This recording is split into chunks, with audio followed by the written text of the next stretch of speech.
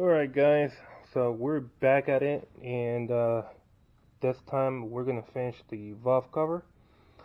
The reason why I stopped the video on the previous one and not finish the valve cover gasket was that, since I was gonna get the spark plugs anyways, well, might as well just do them all together.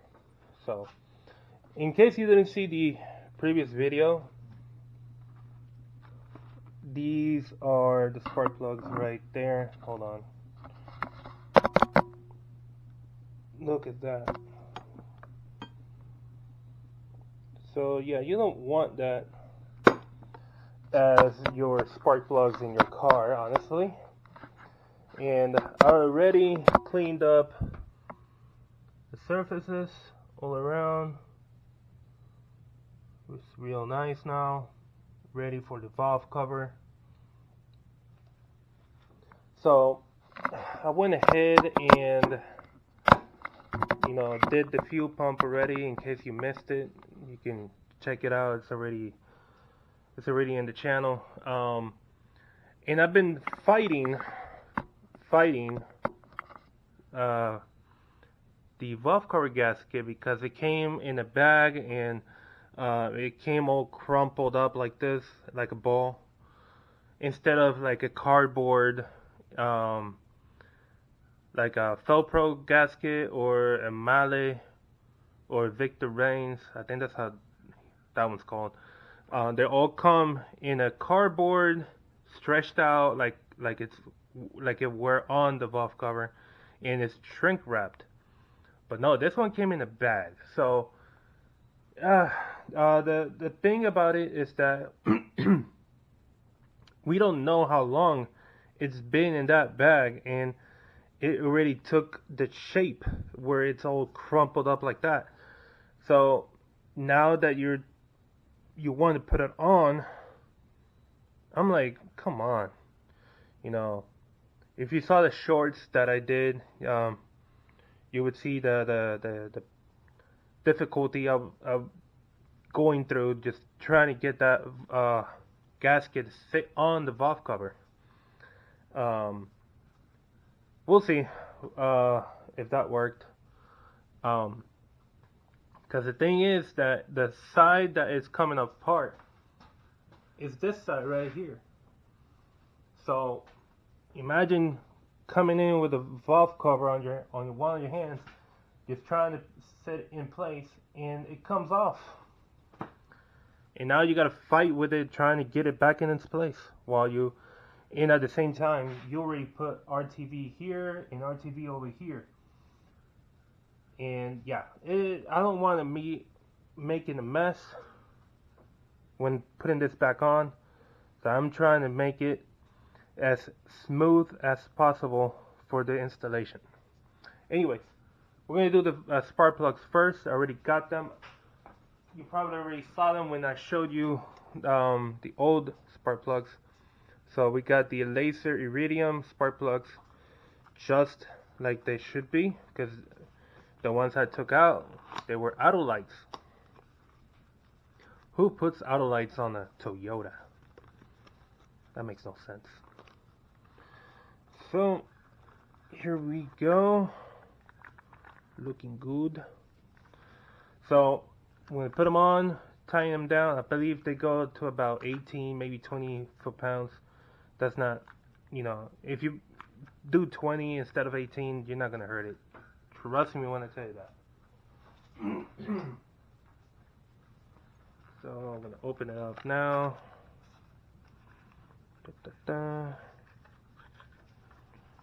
Nice and shiny. That's what's up. Ready to go in NGK. Alright.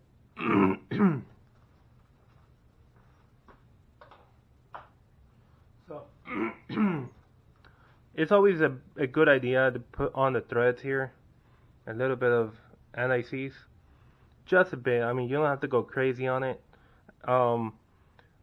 The purpose of it is that I've been in a spot where I need to take this off, and it's been there for like forever, and it's rusted to the threads, and this guy does not want to come off.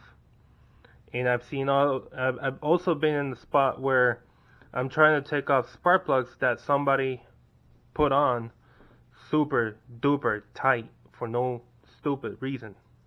But I've been in both spots, and that's what happened actually the other day with a customer's car where I'm trying to diagnose the car, and I want to take out the three spark plugs on one bank, and two out of those three were super tight. I mean, I had to fight that thing to come off, and they were brand new spark plugs, people, brand new, spanking new. So I was like, dang, man. So who put this on? It felt like somebody had tightened that down with an impact. So yeah. Anyways, put them on, and I'm actually just gonna set them all out. That way I don't have to open each box at a time. I'm just gonna put them out. So I'll skip to where I'm putting them on. Okay, so to install the spark plugs, the first thing you gotta do is make sure that they are gapped correctly. So this one had a gap of 0.40.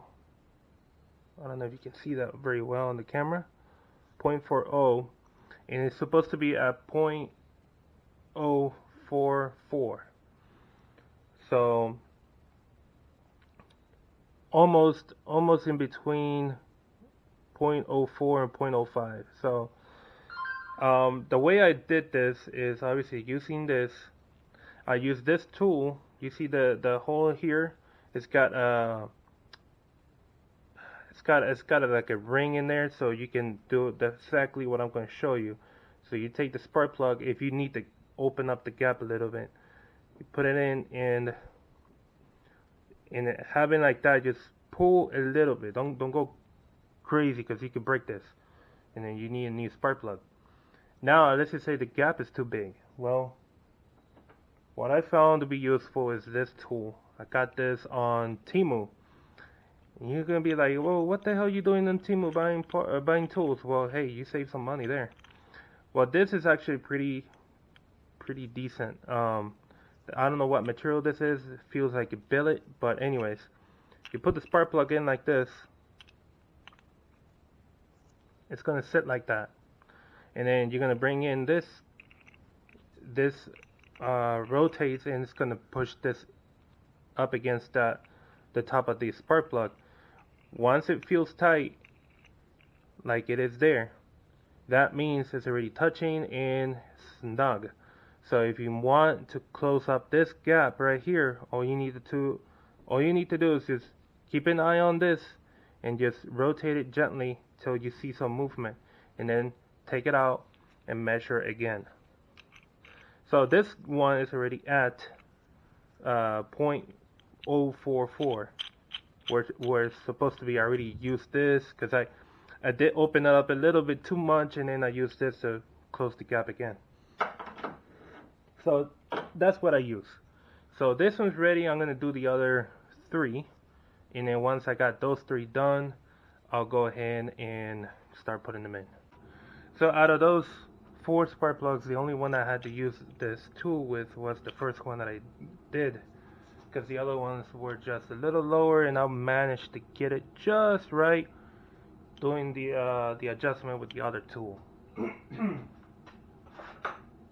So now all we need to do is just grab anti-seize, put it on the threads, and that will be it, because I can't put the coils after that. So, and the reason I buy this one instead of the little bottle, the one that you squeeze on, is this comes with a brush. So much easier with this, rather than having to fight the little squeeze bottle and then making a mess on your fingers. Man, this is super easy. You can buy this at AutoZone or any auto parts. It's so simple, anybody can do it though. Just go like that. That's pretty much all you need. That's it. And why do I say this? Because once you screw this in, that's just gonna run on all the threads, and you know, I think I put too much. Actually, let me see if I can take some of that off. Just take off. And no, I think I just smeared it a little bit. But anyways, that's not gonna hurt it. And then all you do is just take it down.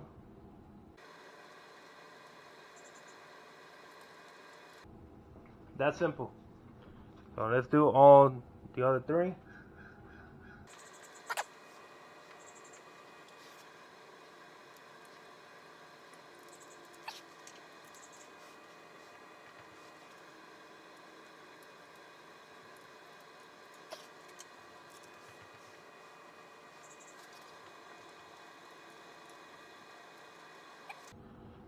I'm gonna leave that there because I'm gonna torque it.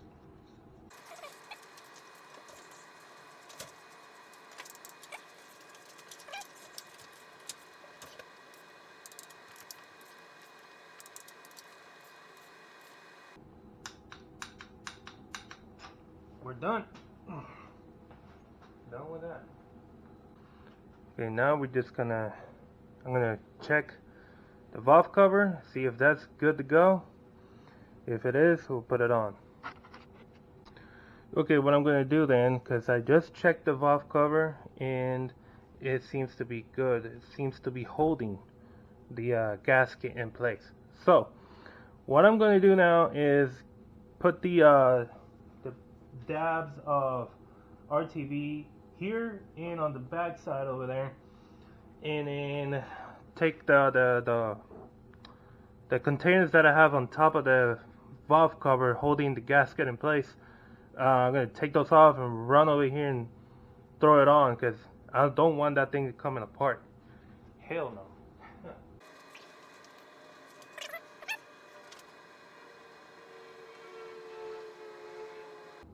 Okay, good to go.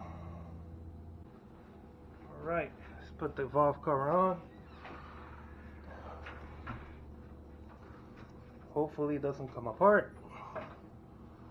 The only side that I need to worry about is the back side over there. Bring it down.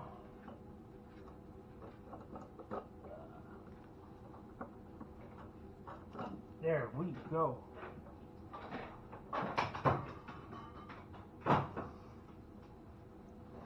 Okay.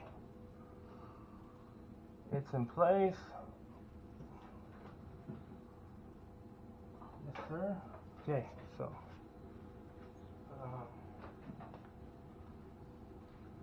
I'm gonna go put the center ones. These are the new gasket for the center bolts that go one here, the other one goes over here. Okay. The reason why I was selective on where each one goes, they're both the same length, but the one over here, when I took it out, it was originally wet in oil, and then this one over here was completely dry. I don't know why it's that, but you know, there was a difference in, you know, between both of them. So then this is the one that had the bolt hole that was filled with like metal or anti-seize. I don't know why that was like that, but that's what it looked like. So yeah. Anyways, let's continue. I'm just gonna put on everything by hand.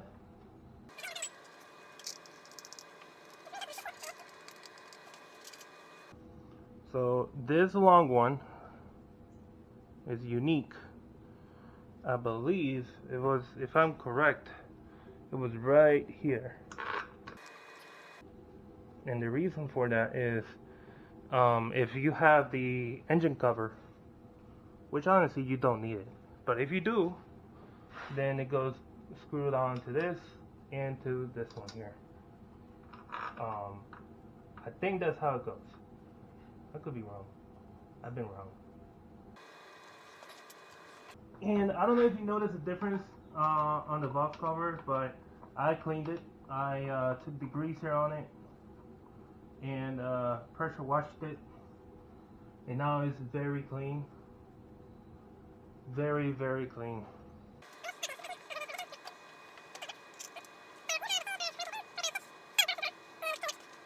The last bolt that I got left to put on is this one with the bracket, because this bracket goes to this wiring harness here. But if I remember right, when I did this, the bracket was not holding the wiring harness. I believe that's how it was.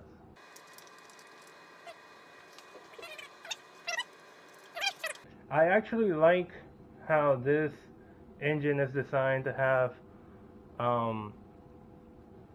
studs, one on each corner here, to help you guide the valve cover in place. I think I forgot to mention the damage that the valve cover had inside, but nothing to worry about. I saw that it wasn't hitting anymore the camshaft reluctor wheel, and all I did was straighten it out just a bit more. I used pliers to just, straighten out the metal a bit more. I don't understand why in the first place it got like that. I'm still surprised that it even got like that in the first place. It shouldn't be, but I'm dead serious surprised on how it was damaged in that spot. I don't know nothing. I know nothing about that. So putting the injector coil, not the injector coil, what the hell? The spark plug coil wires back in place, as we remember there was only one nut holding this in place, and that's just what I'm gonna put on, one nut. Okay, I just realized I put this nut here without putting this bracket. And there is supposed to be a bracket also on this one, but there isn't one. So, oh, that got me good on my finger here. Sheesh. Wow, man, you don't need to be so aggressive, man. Okay, so all of the outer bolts and nuts, they go torque to 96 inch-pound or 8 foot-pounds. So I'm going to set my torque wrench to 96. Okay, so all of them around 96 foot-pounds, and then the two center ones, the one here and the one over here, they go torque to 80 inch-pound. So, and you gotta go evenly. So one good way to know, you got 4 here, and then you got 4 back here. This is 1, 2, 3, 4, and then 5 over here. So this one will most likely be the last one you're gonna tighten down. So the way we're gonna do this is we could do 1, 2, 3, 4, 5, 6, 7, 8, 9, and then finally end up with the 2 middle ones. And these are 10 what's the word? 10 millimeters. Yeah, I gotta get an extension for the back ones. Okay, where was that? Yeah, tightening this one here. So what I'm gonna do is snug them up first. That's pretty snug. And then this is not the 10, that's a 12.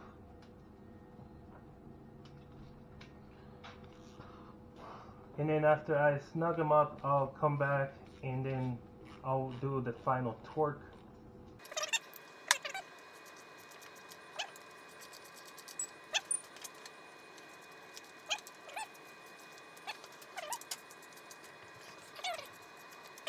Now I am going to snug the middle ones here. Now I'm going to torque them.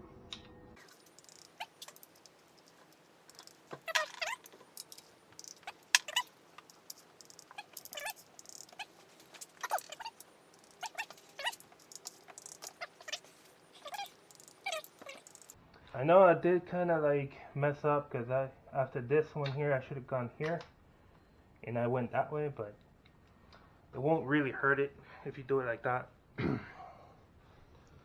Now I'm gonna check the torque at the first one. It didn't move, so we're good. Now let's drop it to 80 inch-pound. Okay, I'm going to torque the middle ones here.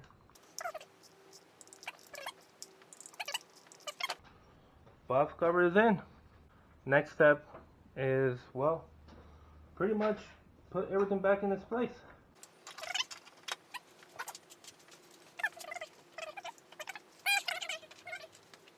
I'm going to go ahead and tighten down to 80 inch-pound this nut right here for the bracket on the harness. And that's it on that. Let's get the cap on this.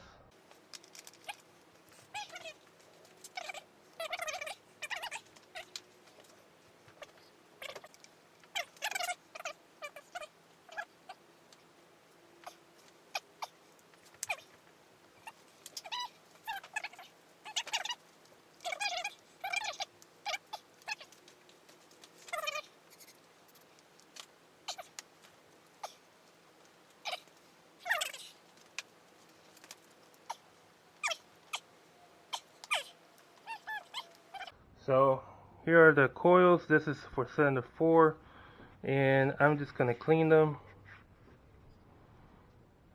Look inside, everything looks fine. These boots here for the gasket. I say gasket, but it's not really like a gasket, or is it? Sort of gasket.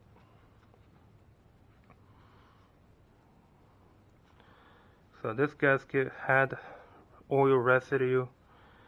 Since it's cylinder 4, this could have been from when someone was, putting new oil in. They weren't careful, and then just had spills over there. That could be the reason. Yeah. So putting that back in its place. And this is the original. Look at that. Original coil. More than 20 years old. That is insane. Insane.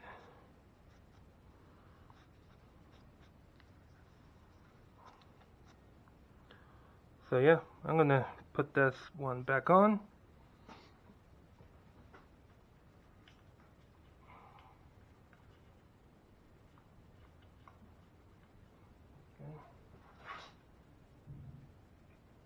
Oh wait, almost forgot. We gotta put some dielectric grease on it. Yes, this is dielectric grease.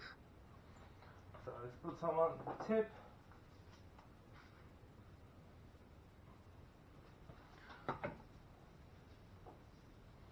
And it's very simple. I mean, it comes with a brush.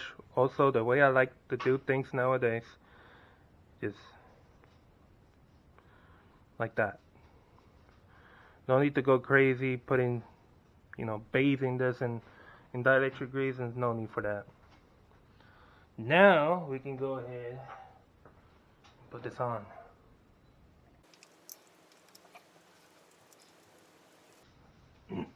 I'll tighten it later. No need to tighten it now. That way I'll just do all of them at once. Let's do cylinder 3. Cylinder 3 doesn't need that much cleaning. It's just mostly a wipe down here. Everything looks fine inside, and also original coil. Pretty neat, huh? Pretty neat.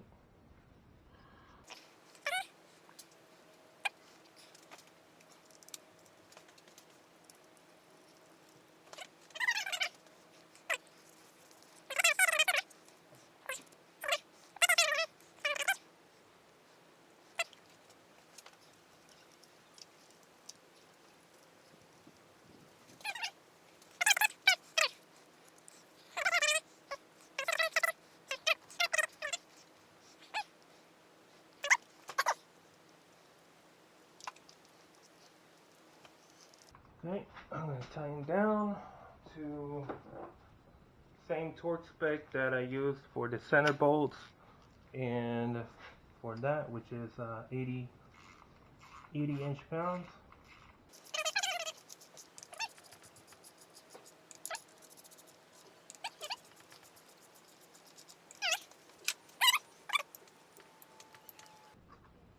Alright, so that's 4 coils back in place, and we're good. We're done. We're done with this valve cover spark plug replacement job. Now the only thing left is the alternator. So I'm hoping we can get that soon. It says it'll be in the coming days. I think it was saying that it's still 3 days away from arriving. So this car is still going to be sitting here, but it's much better now. Definitely much better now. So guys, this will end the video here. Hopefully you found it informative and helpful for your project. If you're restoring a car just like this one, well, now you know what to do in this matter. And if you're buying stuff from eBay, be aware that you might have trouble putting them on or have to do modifications to the actual part for it to fit in place. So yeah, that'll be it for this one, guys. Take care, stay dirty, and I'll see you on the next one. Goodbye.